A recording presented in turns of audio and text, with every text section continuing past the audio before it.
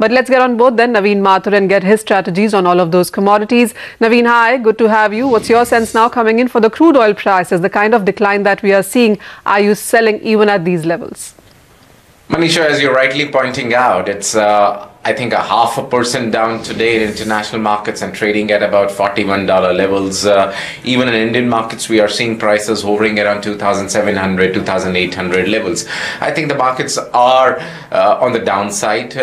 Basically, we will see prices, I would say the Brent and the WTI in next 2 or 3 months would somehow, I think, consolidate at levels of about $44, $45. So from here on, yes, the markets are bearish as of now, but then I think in the medium term, we may see prices touching $3, $4 higher from where we are currently trading at. But then intraday, Indian markets would be a sell call for us. 2,790 or 2,800 levels would be something where you can initiate the position, put the target at a level of around 2,700 and stop loss on this trade to be put in at around 2,860, 2,870 levels. While you are selling in the energy space, Naveen, it is the precious metals which really has come around in last 24 hours. Is there a buy strategy there?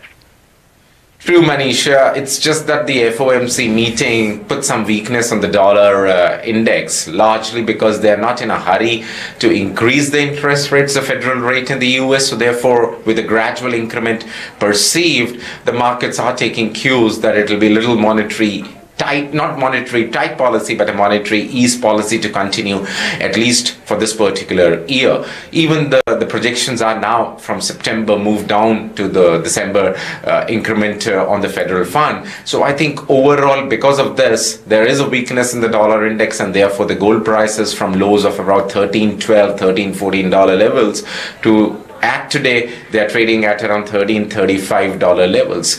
Bull to be continue for the intraday, so buy at around 31,000 levels or so for the August contract on the MCX, stop loss at around 3,900, and I would recommend the targets in a range of around 31,300 to 31,350. Going for the silver too, we are expecting a buy on the September contract. 47,200 or 300 levels would be where the positions can be initiated. Stop loss at 46,800 and targets at 47,900 levels. Manisha. Okay, Naveen as well as Manisha, thanks very much for joining in and taking us through all of those commodity strategies. Let's get back to equities then. We have ICICI Bank.